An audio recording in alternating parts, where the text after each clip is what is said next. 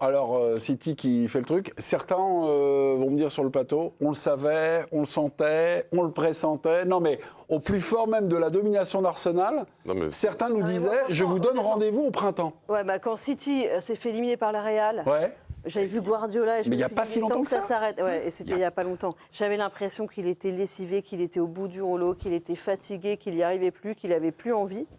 Et en fait... Il s'est rebecté. Ouais, ils sont tellement... Il y a aussi Arsenal qui...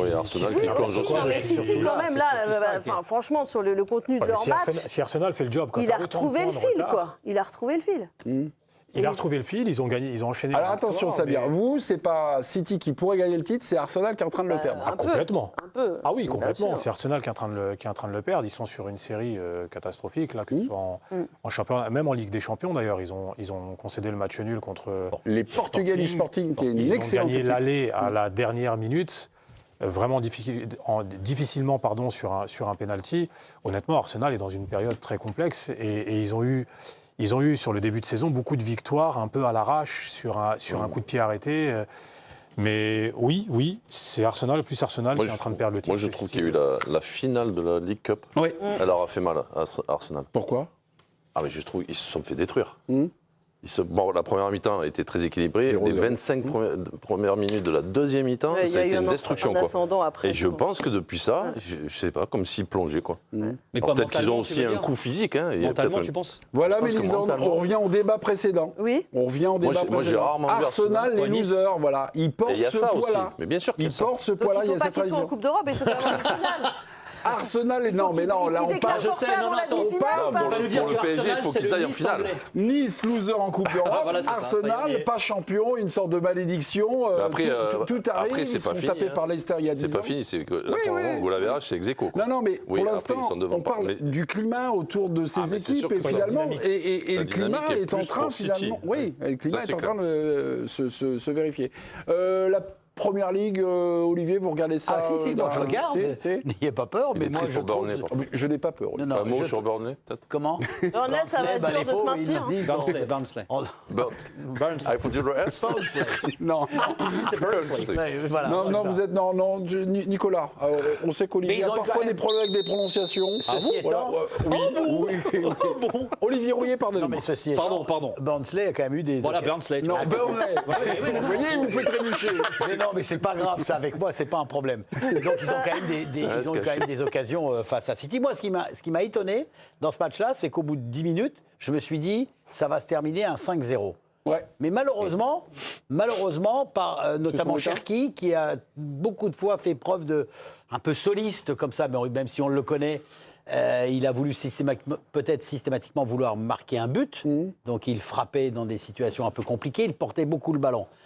Ceci étant, je trouve que cette équipe, elle a retrouvé quand même quelque chose de fort. Moi, j'étais comme toi, Mélissande, quand ils sont fait éliminer contre le Real. J'ai dit, Guardiola, il ne va même pas rester, il va s'en aller, parce qu'on l'a vu à moitié mort, quoi. C'est clair. Hein. On se rappelle même la saison dernière, avec tous les trucs qu'il avait sur la figure, etc. Il nous a fait énormément peur, mais là, il a retrouvé ce petit fil, cet état d'esprit qui fait que malgré tout, maintenant, City, de nouveau, est craint.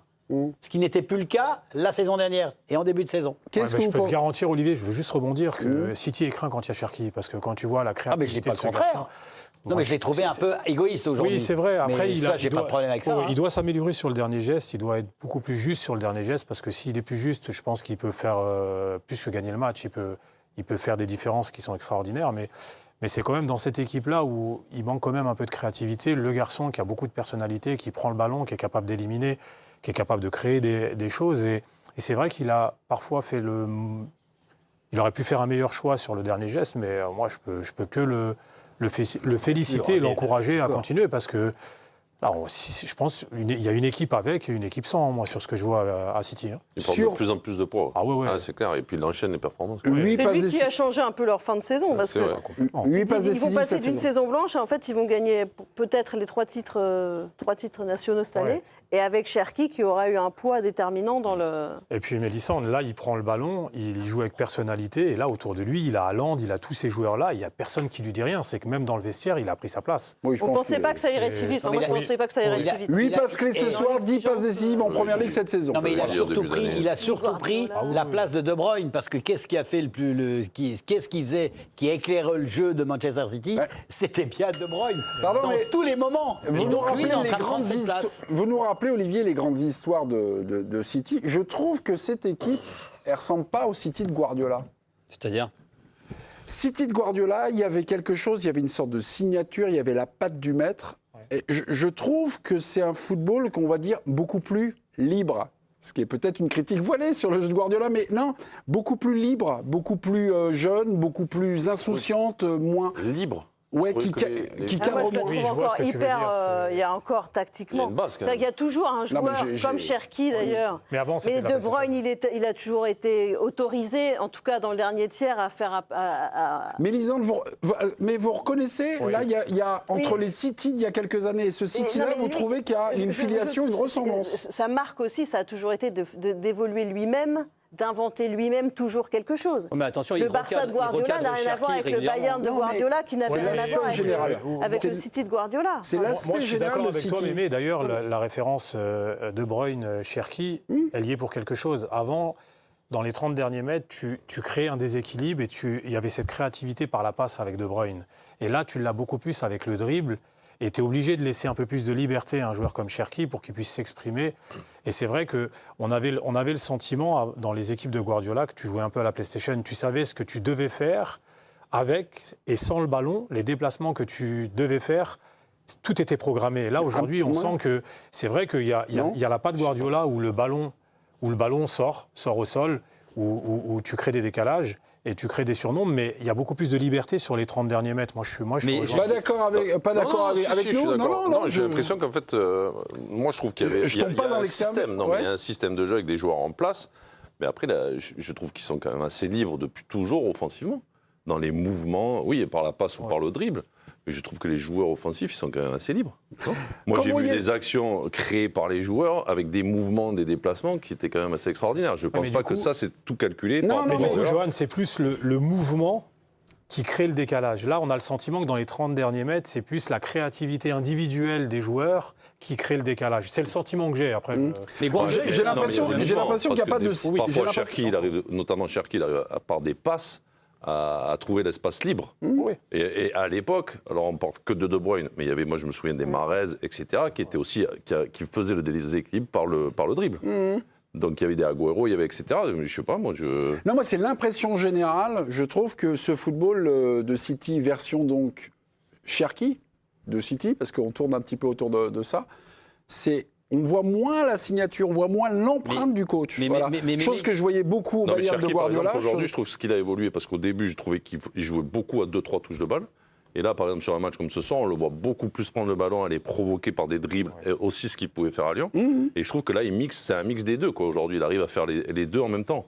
Donc ça devient un joueur beaucoup plus complet. Mais enfin, moi, je vois où tu veux en venir, mais je rejoins un peu Mélisande. Mais je ne suis pas d'accord. Non, c'est pas que je ne suis pas d'accord. C'est que, pour moi, la patte Guardiola, c'est qu'en fait, il a une doctrine, mais il n'est pas sectaire. C'est-à-dire que, souviens-toi les débats qu'on a vus quand Haaland signe à City. C'est lui qui avait instauré on ne joue pas avec un vrai neuf, on joue avec un faux neuf. Haaland arrive. D'ailleurs, ça ne se passe pas très bien tout de suite. Beaucoup disent c'est une erreur de casting, il jouait pas avec un vrai neuf, ça prendra jamais. Finalement, il a su réadapter sa façon de jouer, son animation offensive. Haaland, il a su le façonner aussi. On parlait de Cherki. C'est vrai que je suis d'accord. Cherki, il a ce truc, il apporte le dribble qui manquait peut-être un peu au City de ces derniers temps. N'empêche que Guardiola, il adore ce truc-là. Il le dit souvent en conf de presse, mais à chaque fois, il lui met une petite tape derrière la tête en lui disant « Attention, Ryan, je kiffe le dribble, mais oublie pas, on est à City, c'est avant tout le jeu collectif. » Mais Guardiola, c'est pas un gars qui finalement est là avec un style prédéfini. Il s'adapte à ce qu'il a et il se réinvente. Moi, je pense que s'il cartonne autant, c'est parce qu'il a cette capacité à se réinventer. C'est-à-dire que quand il va chercher Haaland, ça peut être un luxe pour n'importe quel entraîneur. Lui, c'est presque une contrariété tant ça va à l'encontre de ce qu'il avait mis en place. Et pour lui, c'est un challenge. Et Cherki, c'est son nouveau challenge aussi.